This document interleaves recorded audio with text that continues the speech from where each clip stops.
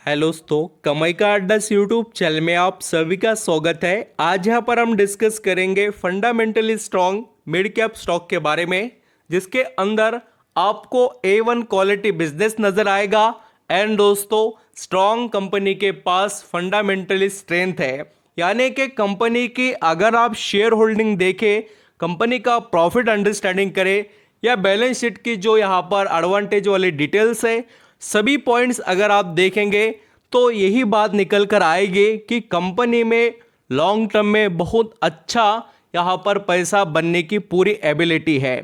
और दोस्तों सबसे अच्छा पॉइंट निवेशक के लिए जो होता है किसी भी कंपनी में, वो है रिटर्न ऑन इक्विटी। तो इस कंपनी का रिटर्न ऑन इक्विटी भी हाई है और कंपनी आपको डिविडेंड भी ठीक ठाक तरीके से दे देती है। यानी कि लॉन्ग टर्म निवेश करने का एडवांटेज निवेशक को डबल मिलेगा।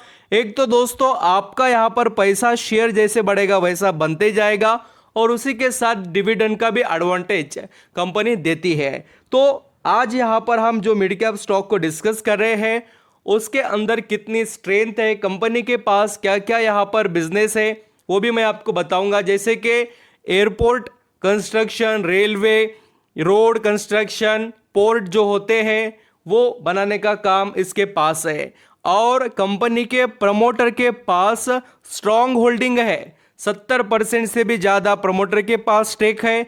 बाकी का FIS DIS के पास भी स्टेक है। यानी कि बहुत सी चीज़ें कंपनी में आपको इंटरेस्टिंग ही देखने को मिलेगी। तो चलिए स्टार्ट करते हैं वीडियो। आपको मेरे एफर्ट अच्छे लगे तो ज़रूर लाइक सब्सक्राइब करना कमाई का अड्डा इस यूट्यूब चैनल को।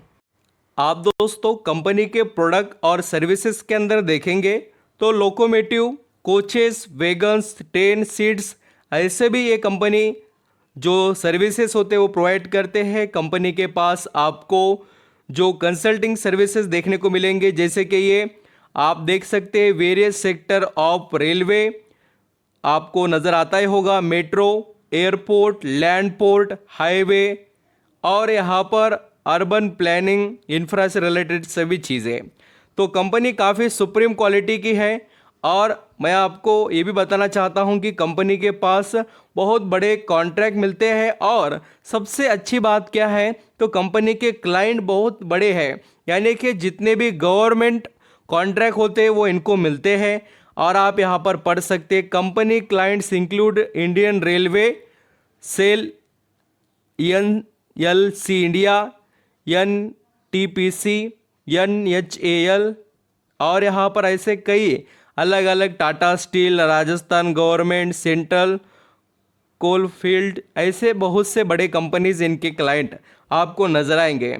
एंड दोस्तों कंपनी के अगर हम फंडामेंटल की बात करें तो कंपनी में आपको मैं जो परफॉर्मेंस है वो दिखाता हूं। जैसे कि मार्केट कैप का, कंपनी का मार्केट कैप देखिए 18,377 करोड़ रुपए का है। यानी कंपनी मिड कैप कैटेगरी में आती है। और अगर आप यहाँ पर कंपनी के जो पी रेशियो की बात करेंगे तो वो आपको 14 यानी 40 के करीब नजर आएगा। बट कंपनी के रिटर्न ऑन इक्विटी और return on capital employed and दोस्तों डिविडेंड देखेंगे, ये तीनों भी बातें बहुत अच्छे लेवल पर है। रिटर्न ऑन इक्विटी, ऐसे बहुत कम इंफ्रास्ट्रक्चर के स्टॉक होते हैं जिनका आपको 21 नज़र आएगा या इतना अच्छा रहता नहीं है। और अब यहाँ पर डिविडेंड यील्ड भी कंपनी का ठीक है। और दोस्तों कंपनी के अंदर आपको बड़े निवेशक भी काफ़ी देखने को मिलेंगे। आप ज़रूर देख सकते हैं कि खुद जो प्रमोटर है उनके पास 72% स्टेक है। उसके बाद अगर हम FIS की बात करें तो FIS के पास भी 3% स्टेक नज़र आएगा। उसके बाद DIS देखिए, DIS के पास 12-12.5% के करीब का स्टेक है। और यही तो बात है दोस्तों कि इसके अंदर इतना बढ़िया हमें परफॉर्मेंस देखने को मिलता है रिटर्न का। और पब्लिक के पास भी 12% स्टेक है। अभी जैसे कि सभी को सवाल आता है, बाकी के तो चीज़ें सही है बट कंपनी के जो प्रॉफिट का क्या। तो देखिए दोस्तों अभी दिसंबर के जो रिजल्ट आए उसमें कंपनी ने प्रॉफिट कैसे दिखाया, तो सितंबर में 582 करोड़ का कंपनी का नेट सेल्स था, जो बढ़कर दिसंबर 2023 में 683 हो चुका है करोड़ में। और अगर हम जो ये सेल्स के बाद में प्रॉफिट की बात करें तो प्रॉफिट देख सकते हैं 110 से बढ़कर 129 करोड़ हो चुका है। और सबसे बड़ी बात दोस्तों, लॉन्ग टर्म के हिसाब से तो कंपनी का प्रॉफिट अभी यहाँ पर अच्छा खासा इंप्रूव हो रहा है पिछले कुछ क्वार्टर्स को अगर आप यहाँ पर देखेंगे तो। अभी देखिए जैसे गवर्नमेंट का फोकस बढ़ा है उसी तरीके से इन कंपनियों की स्ट्रेंथ भी बढ़ते हुए दिखाई दे रही है। और मैं जिस कंपनी के बारे में बात कर रहा हूँ, राइट्स जो कंपनी है उससे रिलेटेड यहाँ पर हम डिस्कस कर रहे हैं। अगर आप इनके बिजनेस को देखना चाहें तो आप यहाँ पर पूरी तरीके से अंडरस्टैंडिंग कर सकते हो इनके बिजनेस के बारे में, ये क्या क्या करते हैं और किस तरीके से इनका बिजनेस आपको देखने को मिलता है।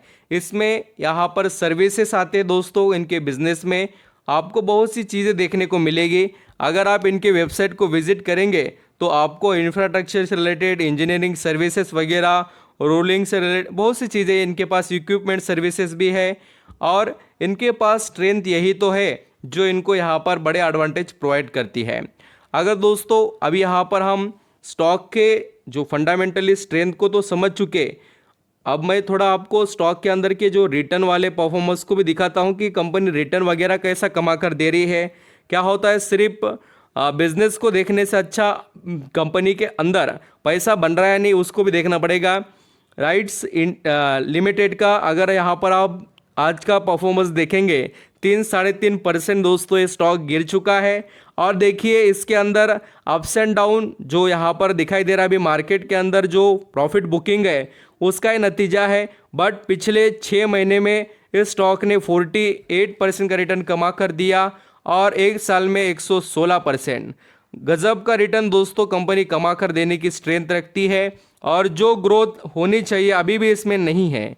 सिर्फ यहाँ पर देखिए कितनी पुरानी कंपनी 2018 से, और अभी भी ये स्टॉक सिर्फ यहाँ पर 700 रुपये 750 के करीब चल रहा है। आपकी नज़रें इस स्टॉक पर रहनी चाहिए।